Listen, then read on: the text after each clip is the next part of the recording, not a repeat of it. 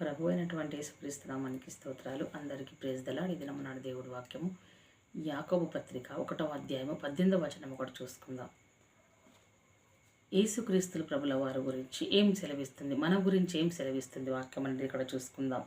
ఆయన తాను సృష్టించిన వాటిలో ఎవరిని అనగా మనము ప్రథమ ఫలముగా ఉండునట్లు సత్యవాక్యం వలన మనలను తన సంకల్పం ప్రకారము కనెను. హల్లెలూయా. ఇక్కడ దేవుడి వాక్యం ఏమంటుందనంటే, ఆయన అనగా తండ్రి అయిన దేవుడు తాను సృష్టించిన వాటిలో ఏదైతే ఆయన సృష్టించాడో యావత్ ప్రపంచం మీద ఆయన సృష్టించిన వాటిలో మనం ప్రథమ ఫలముగా అంటే మొట్టమొదటి పంటగా మొట్టమొదటి ఫలముగా దేవుడు మనము ఉండునట్లుగా ఆయన దేని చేత అంటే సత్యవాక్యము చేత మనలను తన సంకల్పము చొప్పున కలిను. ఆయన సంకల్పం ఏంది కనడము? ఆయన ఒక సత్యమంతుడు, నీతిమంతుడు, న్యాయాధిపతి, సత్యదేవుడు ఆయన. కాబట్టి ఆయన మనల్ని ప్రథమ ఫలముగా ఉండునట్లు కనాలి అనంటే దేవాతి దేవుడు దేని చేత కంటాడు మనల్ని? ఆయన దేని చేత కంటాడు అంటే తన వాక్యము చేత.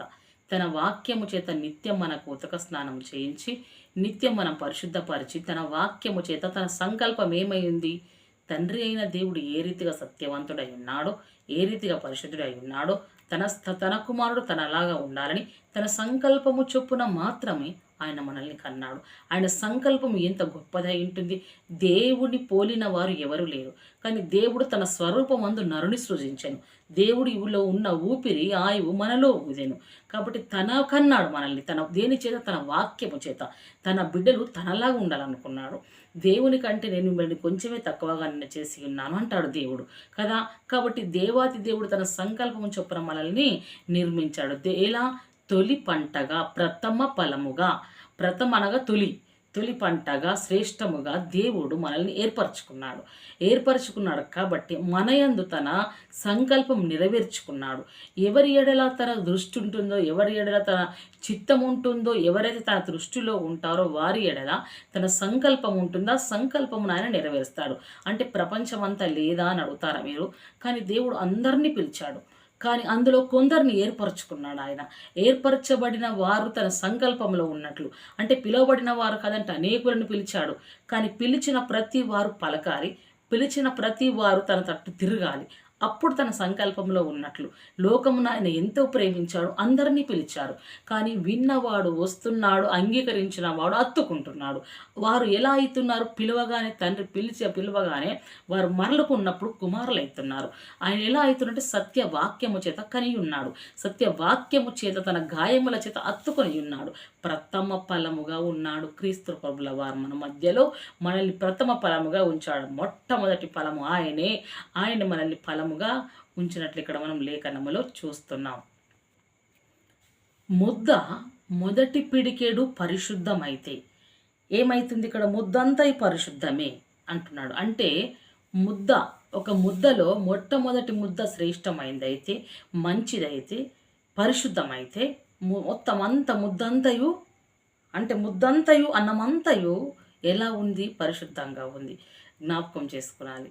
మన జీవితాలలో పరిశుద్ధత ఉంటే, మాట, చూపు, ప్రవర్తన ఉంటే మనము కూడా పరిశుద్ధులమే.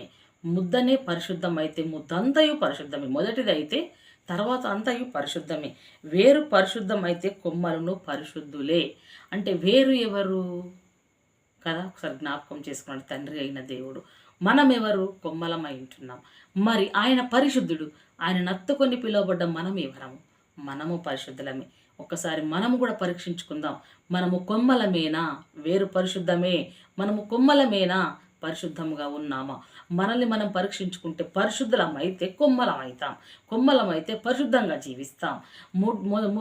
మొదటిది పరిశుద్ధమైతే అంతయు పరిశుద్ధమే. మనము పరిశుద్ధమా? మన కుటుంబం అంతా పరిశుద్ధమే. మనం పరిశుద్ధమా? మన సంతతి పరిశుద్ధమే. మనం పరిశుద్ధమా? మన మాట పరిశుద్ధమే.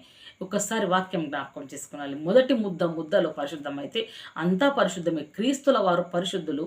మనము కూడా పరిశుద్ధులుగా ఉండాలని తండ్రి ఇక్కడ మనల్ని కోరుకుంటున్నాడు. అలా మనం బ్రతుకుటకు దేవుడి వాక్యమును గైకొనాలి. కాబట్టి ఇప్పుడైతే నిద్రించిన వారిలో ప్రథమ ఫలముగా క్రీస్తు మృతులలో నుండి లేపబడి ఉన్నాడు. హల్లెలూయా. ఇప్పుడు ప్రజెంట్ చనిపోయిన వారిలో నుండి దేవుడు ఎలా లేచాడు యేసుక్రీస్తు వారంటే ప్రథమ ఫలముగా, మొదటి పంటగా, తొలి పంటగా లేచాడు. ఎందుకంటే తండ్రి అయిన దేవునిలో ఆయన భూమి ఆరంభములోనే ఉన్నవాడు, త్రియేక దేవుడు. కాబట్టి ఆయన ఎప్పుడైతే నూతన కృపలోకి మనల్ని నడిపించుటకు పంపబడ్డాడో అప్పుడే మొదటి పంట ఆయన వింటున్నాడు, మొదటి ప్రథమ ఫలం ఆయన వింటున్నాడు. కాబట్టి మరణించిన వారిలో కూడా మొట్టమొదటిగా లేపబడ్డవాడు యేసుక్రీస్తుల వారు, పునరుద్ధాన శక్తితో లేపబడినవాడు యేసుక్రీస్తుల ప్రభుల వారు. కాబట్టి ఆయన ఏమై ఉన్నాడు? మొదటి ఫలం. అంటే తిరిగి లేచిన ఆయన మొదట వింటున్నాడు, తొలి పంట వింటున్నాడు. మనము ఆయనలో నిలిచి ఉండాలని తండ్రి కోరుతున్నాడు. ముద్ద పరిశుద్ధమైతే ముద్దంతయు పరిశుద్ధమే. మొదటి ముద్ద పరిశుద్ధమైతే కొమ్మ వేరు పరిశుద్ధమైతే కొమ్మ కూడా పరిశుద్ధమే అని దేవుడు వాక్యం సెలవిస్తుంది. మనము తన సంకల్పము చొప్పున పిలువబడి ఆయనలో ఉండుటకు దేవుడు సత్యవాక్యము చేత మనల్ని తన సంకల్పము చొప్పున కన్నాడు. కాబట్టి అదేవిధంగా చూసుకుంటే ప్రతివాడును ఇక్కడ ఏనంట, ప్రతివాడును తన వరసలోని బ్రతికింపబడును. హల్లెలూయా. ఎలా బ్రతికింపబడతారు? ప్రతివాడు తన వరసల ఎవరు ఏ విధముగా ఉన్నారు, ఏ విధంగా జీవిస్తున్నారు అనేది ఉంటుంది కదా, నియమము, ఒక క్రమము, పద్ధతి. ఆ పద్ధతిలోనే బ్రతికించబడతారు. అంటే ఎవరికి ఎలా పరిశుద్ధత ఉంది, ఎవరి ఎలా అసత్యంగా బ్రతుకుచున్నారు, ఎవరి క్రియఫలము చొప్పున వారు బ్రతికింపబడతారు. మరి మన క్రియఫలం ఎలా ఉంది? మన క్రియఫలము తండ్రి ఎడల భయభక్తులు కలిగి ఉంటే, పరిశుద్ధత కలిగి ఉంటే, క్రమములో లెక్కలో మనం ఉంటాము. ఆ లెక్కలో నుండి దేవుడు మనల్ని పరిశుద్ధులుగా నిలబెడతాడు, పరిశుద్ధులుగా లేపుతాడు. అది ఎవరు బ్రతికింపబడును. ప్రథమ ఫలం అయితే ప్రథమ ఫలము క్రీస్తు. తరువాత క్రీస్తు వచ్చినప్పుడు ఆయన వారు బ్రతికింపబడుదురు అంటున్నాడు కదా. ఎవరట? ప్రథమ ఫలములో అయితే క్రీస్తు అయి ఉంటున్నాడు. క్రీస్తు అయిన దేవుడు, క్రీస్తు వచ్చిన వారు ఎవరిలో ఉన్నవారు? ఆయన వారు బ్రతికించబడతారట. క్రీస్తులో ఎవరున్నారు? వాక్యం జాగ్రత్తగా గమనించాలి అంటున్నాడు ఇక్కడ కదా. ప్రతి వాడును తన వరుసలో బ్రతికింపబడును. కానీ ప్రథమ ఫలము క్రీస్తు, క్రీస్తులో ఉన్నవారు ఆయన వచ్చేటప్పుడు బ్రతికింపబడతారు. హల్లెలూయా. మనము క్రీస్తు వారమైనా పరిశీలించుకుందాం. క్రీస్తుతో జీవిస్తున్నామా? వాక్యం చేత నడుస్తున్నామా? వాక్యం చేత బ్రతుకుతున్నామా? వాక్యం ఆధారం చేసుకున్నామా? వాక్యానుసారమైన జీవితము జీవిస్తున్నామా? మనం ఇప్పుడు మృతులైనను క్రీస్తు వారమై ఉండి చనిపోతే రేపు క్రీస్తు వచ్చే దినాలలో, ఆ సమయాలలో దేవుడు మనల్ని జ్ఞాపకం చేసుకొని క్రీస్తుకు సంబంధించిన వారిని ఆయన వారిని అనగా మనల్ని ఏర్పరచుకున్న వారిని ఆయనతో కూడా బ్రతికించని ఉంటున్నాడు. ఎవరు ఆయన? ప్రథమ ఫలం, మొదటి ఫలం ఆయన ఉంటున్నాడు. కాబట్టి ఆయనే మనల్ని లేపుతాడు. మొదటివాడు ఆయనే, కడపటి వాడుగా కూడా ఆయననే. కాబట్టి దేవుడు మొదటి ప్రథమ ఫలముగా ఉన్నాడు. ఆయన మనల్ని లేపుటకు వస్తున్నాడు. అంటే మనకు ఆ కాన్ఫిడెంట్ ఉందా? ఆ విశ్వాసం ఉందా? ఆ నమ్మకం మనకు ఉన్నట్లయితే మనం మరి ఎలా ఉన్నాం పరిశీలించుకుందాం. ఎలా బ్రతుకుతున్నాం? క్రీస్తుతో నడుస్తున్నామా? వాక్యమును అంగీకరిస్తున్నామా? క్రీస్తునే మన హృదయంలో చేర్చుకుంటున్నామా? తన సంకల్పంలో చొప్పున కన్నాడు అని భయభక్తులకు జీవిస్తున్నామా? అయితే క్రీస్తు రాకడలో మొట్టమొదటి వరుసలో తన వరుస క్రమమున దేవుడు మనల్ని బ్రతికిస్తాడు, దేవుడు మనల్ని రక్షిస్తాడు. మనల్ని దేవుడు పునరుద్ధానముగా రెండవ రాకడలో ఎత్తుకుంటాడు. ఎత్తబడతాము. పరలోక రాజ్యంలో స్వాతంత్రించుకున్నటకు దేవాతి దేవుడు మనకు అధికారం అనుగ్రహిస్తాడు. కాబట్టి మనల్ని మనం పరీక్షించుకొని జీవించినట్లు, దేవుడు వాక్యంలో మనం నడుచున్నట్లు మనల్ని మనం తన వాక్యంతో పరికల్పుకుందాం. వీరు స్త్రీ సాంగత్యమును ఎరగనివారు, అపవిత్రులు కానివారును అంటున్నాడు. ఇక్కడ ఎంత మంచిగా అంటుండు. ఎవరు వీరంటే చూద్దాం. ఇంకా వీరు స్త్రీ సాంగత్యమును అపవిత్రులు కానివారు. స్త్రీ సాంగత్యమున పరస్త్రీని మోహించనివాడు, వ్యభిచారి కానివాడు, స్త్రీ మోహములో పడిపోడివాడు, అపవిత్రులు కానివారును, స్త్రీ సాంగత్యము స్త్రీతో వ్యభిచారము చేయని వారునై ఎరుగని వారునై ఉండి. ఎంతటి బలవంతులు ఎవరట వీళ్ళు? ఈ పరిశుద్ధులు ఎవరట? ఒక్కసారి జ్ఞాపకం చేసుకుందాం. సహోదరుడ, సహోదరి, నీవు భర్త ఉండగా పాపం చేస్తున్నావా? భార్య ఉండగా పాపం చేస్తున్నావా? నువ్వు పెళ్లి కాకముందే పాపం చేస్తున్నావా? పెళ్ళి అయిన తర్వాత పాపం చేస్తున్నావా? నీ వయసుకు మించిన పాపాలు నువ్వు చేస్తున్నావా? జ్ఞాపకం చేసుకున్న స్త్రీ సాంగత్యమును అపవిత్రులు కానివారును, స్త్రీ సాంగత్యం ఎరగని వారునై ఎలా ఉన్నారట వాళ్ళనంటే ఉండి, గొర్రె పిల్ల ఎక్కడికి పోవును అక్కడికి వెళ్ళాలంట గొర్రె పిల్లన క్రీస్తు ఎక్కడికి పోవును అక్కడికి ఆయనను వెంబడింతరు. ఎలా క్రీస్తు వెళ్తున్నాడో అలా వెంబడిస్తారు కానీ వ్యభిచార గృహాలు, దొంగల గృహాలు, ఇలా స్త్రీని చూసుకుంటూ మోహం చూసేవారు కారు. అటువంటి వారు కాని వారు కారు వీరు. ఇప్పుడు చెప్పబడుతున్న వీరు ఈ పరిశుద్ధులు కారు. కాబట్టి వీరు క్రీస్తు ఎక్కడికి పోవును అక్కడికి వెళ్ళి ఆయనను వెంబడించరు. వీరు దేవుని కొరకును గొర్రెపిల్ల కొరకును ప్రథమ ఫలంగా ఉండుటకై మనుష్యులలో నుండి కొనబడిన వారు. హల్లెలూయా. ఎవరి కొరకట? గొర్రెపిల్ల కొరకు, ప్రథమ ఫలము కొరకు మనుష్యులలో నుండి కొనబడిన వారట. ఆలోచిద్దాం. ఈ సమాజం అంతా ఉంది. ఈ సమాజమంతంలో అందరినీ పిలవలేడు దేవుడు. ఇజ్రాయేలు జనాంగంనే ఏర్పరచుకున్నాడు. అందరిని పిలవలేడు దేవుడు. నీ కుటుంబమును, నా కుటుంబమును, నిన్ను నన్ను దేవుడు ఎందుకు కొన్నాడు? తన స్వరక్తం ఇచ్చి ఎందుకు పిలిచాడు? ప్రథమ ఫలముగా ఎందుకు ఆయన నిన్ను నన్ను ప్రేమించాడు అంటే ఆయన సంకల్పంలో మనల్ని చేర్చుకున్నాడు. తన దృష్టిలో, తన అంగీకారంలో, తన మనల్ని నమ్మి ఆయన కొనుక్కున్నాడు. కొనుక్కున్న వారు ఎలా ఉన్నారట? ప్రథమ ఫలముగా ఉన్నారట. కొనుక్కున్న వారు ఎలా ఉన్నారట? క్రీస్తు కొరకు నిలబడిన వారు. కొనుక్కున్న వారు ఎలా ఉన్నారు అంటే స్త్రీ సాంగత్యమును అపవిత్రులు కాకుండా వారు ఉన్నారు. స్త్రీ సాంగత్యము అపవిత్రత కాని వారు, అపవిత్రతకు ఏమాత్రము చోటు లేని వారు, స్త్రీతో ఏమాత్రం సాంగత్యము లేని వారు, స్త్రీ సాంగత్యమును కోరుకొనని వారు పరిశుద్ధులుగా ఉండి గొర్రెపిల్ల రక్తంలో ముద్రించబడి గొర్రెపిల్ల ఎక్కడికి వెళ్తే అక్కడికెళ్ళ వెళ్తూ ఆయనను వెంబడించారు. ఆయనను వెంబడిస్తూ ప్రథమ ఫలముగా ఉన్నారు. మనం ఎలా బ్రతుకుతున్నాం? క్రీస్తు కొనబడిన వారవా అంటే క్రీస్తు తన స్వరక్తం ఇచ్చి నిన్ను కొన్నాడా? అందరి లెక్క బాప్టిజం తీసుకొని మునిగిన తేలినా పోతున్నట్టున్నా అంటే నువ్వు కొనబడినట్లు కాదు. నీకు స్త్రీ సాంగత్యం ఉందా, నువ్వు తొలగిపో. నీకు అపవిత్రత ఉందా, నువ్వు తొలగిపో. నీవు కొనబడిన వాడవు కాదు. కొనబడిన రేంజ్ ఉన్న వారికి ప్రతి పాపమును ఖండించి దూరపరచుకొని పరిశుద్ధతను మాత్రమే జీవిస్తారు, పవిత్రతను మాత్రమే జీవిస్తారు. వారు మనుషులలో నుండి ఏరుకొని కొనుక్కుంటాడు దేవుడు. ఈ మనుషులందరిలో నుండి దేవుడు ఏరుకొని మన కుటుంబాన్ని కొన్నాడు. కొనుక్కొని ఉన్నాడు. కాబట్టి దేవుడు ఏ పాపము శాపము అంటకుండా నీ కుటుంబమును నిన్ను ఒంటరి వారిగా చేశాడు. ఎందుకో తెలుసా? లోక మాలిన్య పాపము అంటకుండా మనుషులలో నుండి నీ కుటుంబమును దేవుడు కొనుక్కున్నాడు. మనుషులలో నుండి నీ కుటుంబమును దేవుడు ఏర్పరచుకున్నాడు. అందుకనే అపవాదికి నీ కుటుంబం అంటే అంతగా పగ, కక్ష. దానికి బాణములు విసురుతున్నప్పుడు భయపడకు. నీవు జనములలో నుండి కొనబడిన వారు నీ కుటుంబం అని ధైర్యపడు. నీవు అపవాది నిన్ను హింసిస్తున్నప్పుడు, నీ చుట్టూ పరిస్థితులను వ్యతిరేకించినప్పుడు, నీ బ్రతుకు ఇంతే, ఈగను నువ్వు బాగుపడవని నిన్ను హెచ్చరిస్తున్నప్పుడు అప్పుడు నీవు దేవుణ్ణి జ్ఞాపకం చేసుకో. మనుషులందరిలో నుండి దేవుడు నన్ను, నా కుటుంబంను కొనుక్కున్నాడు. తన స్వరక్తం ఇచ్చి గొర్రె పిల్లైన క్రీస్తును వెంబడించుటకు కృపనిచ్చాడు. ప్రథమ ఫలముగా నా కుటుంబంను ఉంచాడు. పరిశుద్ధ జనాంగంగా దేవుడు నా కుటుంబంను ఉంచాడు. మనుషులలో నుండి కొనబడిన వారని ఒక్కసారి జ్ఞాపకం చేసుకో. వీరి నోట ఏ అబద్ధమును కనబడలేదు. వీరు అనింద్యులు అంటే ఎక్కడ ఎవరికి చోటు అపవాదికి ఇవ్వకుండా నోటి వెంబడి ఎక్కడ అబద్ధం ఆడలేరు, ఎవరి కొంపలు ముంచలేరు. వాళ్ళు అంత పరిశుద్ధుల, అనిందులు, నింద లేని వారిగా ఉన్నారు. మనుషులు అంటున్నారు కదంటే వారనుడు కాదు నింద. క్రీస్తు చూస్తున్నప్పుడు నిందాక నీకు కనబడదు. క్రీస్తు నిన్ను వెతుకుతున్నప్పుడు అబద్ధం నీలో కనబడకూడదు. క్రీస్తు నిన్ను వెతుకుతున్నప్పుడు మోసము కనపడకూడదు. ఇది క్రీస్తు నిన్ను కొనుక్కున్నాడు. కాబట్టి ఎవరైతే కొనుక్కున్నారో ఆయన నిన్ను విలువ పెట్టి కొనబడిన వారు గనుక నీ దేహంతో దేవుని మయంపరచు అన్నాడు దేవుడు. స్త్రీ సాంగత్యంకి కానీ శరీరము దేనికి లోబడకుండా కొనబడిన వాడికి మనం నమ్మకంగా ఉండాలి. వస్తువును కొనుక్కొని తీసుకొచ్చుకుంటే డబ్బులు పెట్టి కొన్నామని ఎంత జాగ్రత్తగా చూసుకుంటాం, పగిలిపోకుండా, పాడవ్వకుండా ఎంత జాగ్రత్త. కొన్ని సంవత్సరాల రేంజ్ చెప్తాం దానికి, ఇంత తరాలుగా ఉంది, ఇన్ని సంవత్సరాలుగా ఉంది అని. మరి నిన్ను నన్ను తన స్వరక్తం ఇచ్చి కొనుక్కున్నాడు. మనుషులలో నుండి ఏర్పరచుకున్నాడు. ఎన్నిక లేని వారిని, మనుషులు తృణీకరించబడిన వారిని, మనల్ని దేవాతి దేవుడు, బలవంతుడు, శక్తిమంతుడు, పునరుద్ధానుడు, సృష్టికర్త అయిన దేవుడే కొనుక్కొని ఏర్పరచుకున్నాడు. మరి నిన్ను ఆయన ఎంత జాగ్రత్తగా చూసుకుంటున్నాడు. గాజు ముక్క కంటే ఎంత జాగ్రత్తగా చూస్తున్నాడు.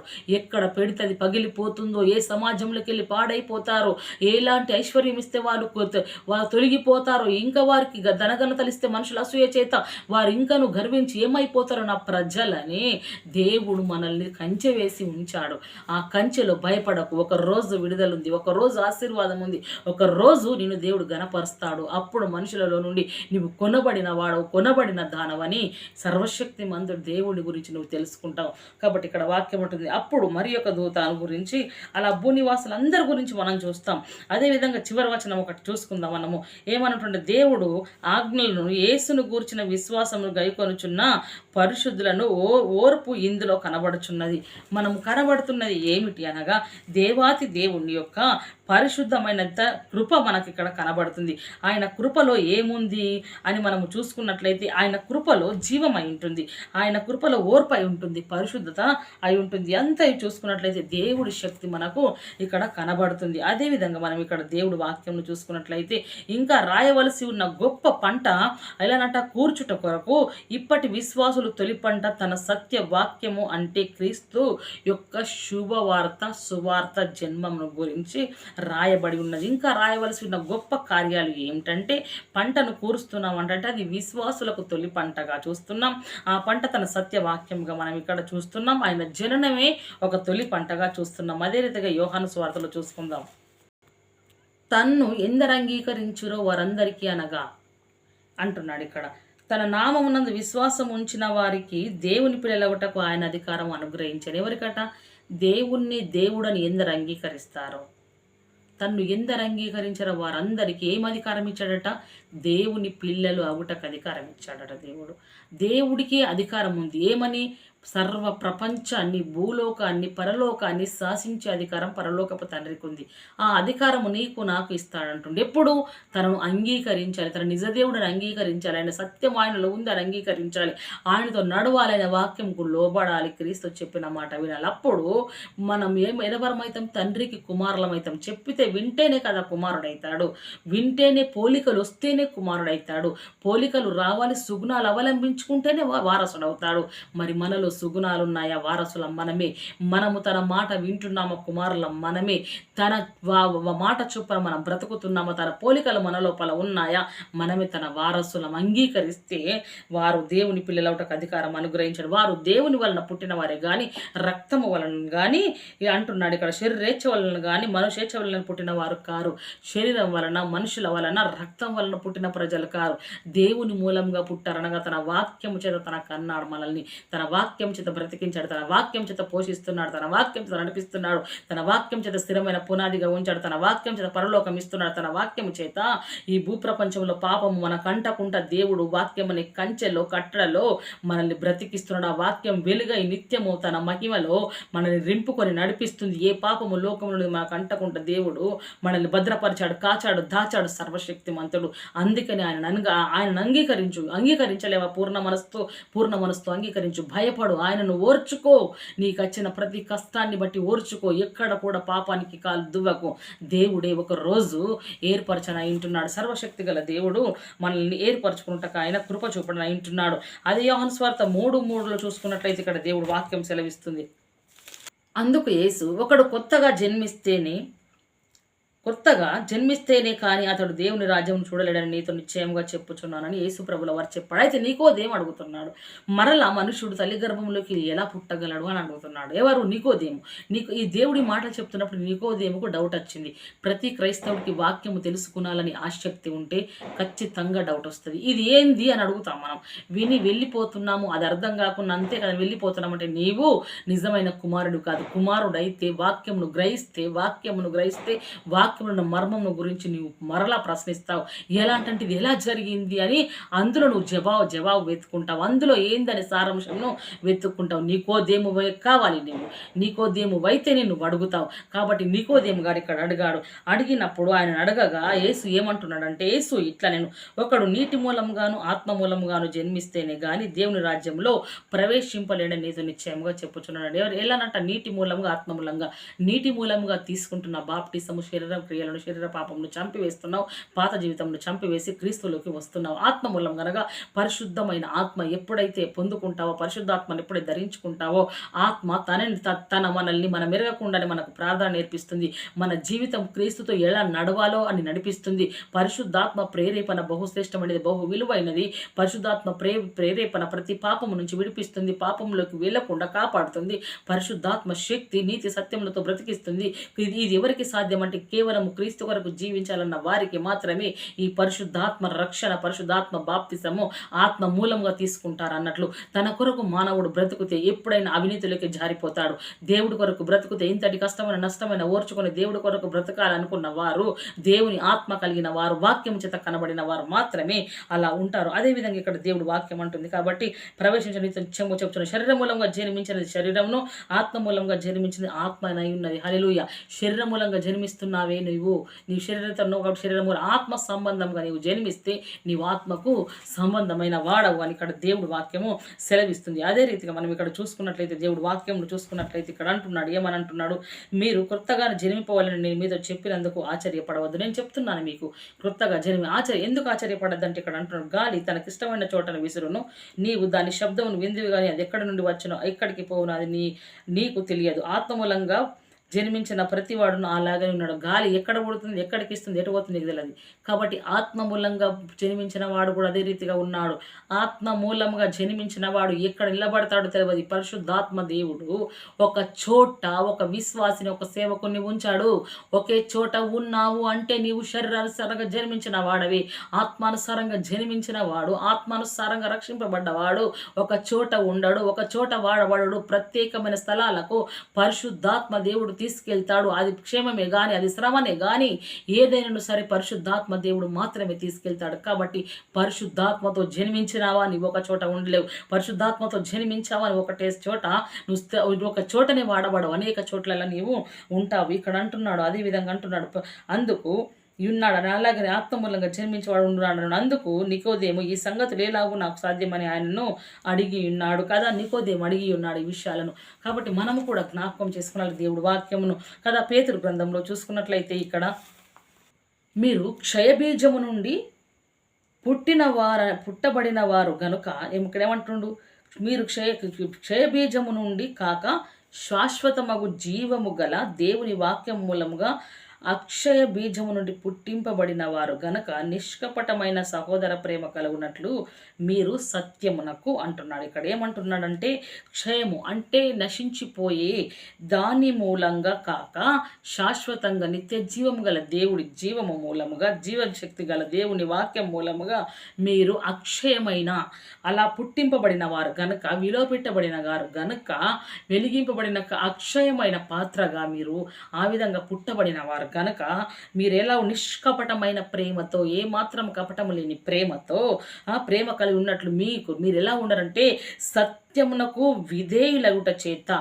సత్యం అంటే దేవుని వాక్యంకు లోబడము, దేవుని వాక్యమును అంగీకరించడము, దేవుడి వాక్యమును శక్తితో చూడడము, ఆ శక్తిని మనము స్వీకరించడము ద్వారా మీ మనస్సులను అపవిత్రపరచుకొనిన వారయుండి ఒకని ఒకడు హృదయపూర్వకముగాను మిక్కడముగాను ప్రేమించుడి. ఎలాంట పవిత్రతను, మీ మనస్సులను పవిత్రపరచుకొనిన వారై ఉండాలి అంటున్నాడు.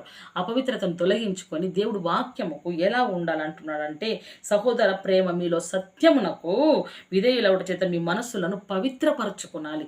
పవిత్రపరచుకొనిన వారై ఒకరినొకరు హృదయపూర్వకముగా వికటమైన ప్రేమ కలిగి మీరు ప్రేమించుకోనండి అంటున్నాడు. దేవుడి మూలంగా పుట్టినవాడు ప్రేమలో ఉంటాడు.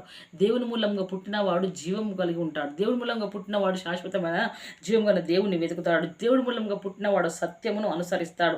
దేవుడి మూలంగా పుట్టినవాడు విధేయత కలిగి ఉంటాడు. దేవుడి మూలంగా పుట్టినవాడు పవిత్రత కలిగి ఉంటాడు. దేవుని మూలంగా పుట్టినవాడు హృదయపూర్వకంగా తన సొంత సహోదరుని అనగా క్రీస్తు రక్తంలో కడగబడిన వారిని హృదయపూర్వకంగా ప్రేమిస్తాడు అని దేవుడు వాక్యం సెలవిస్తుంది. మనము దేవుడి మూలంగా పుట్టిన వారమేనా? సత్యము ఉందా? విధేయత ఉందా? జీవం గల దేవుడి వాక్యము మూలంగా బ్రతుకుతున్నామా? సహోదరుని ప్రేమిస్తున్నామా? లేదంటే సహోదరుని హింసిస్తున్నామా? ఎలా పుట్టాము, ఎలా బ్రతుకుతున్నామని జ్ఞాపకం చేసుకునాలి. మనం క్షయ బీజముతో పుట్టిన వారం కాము.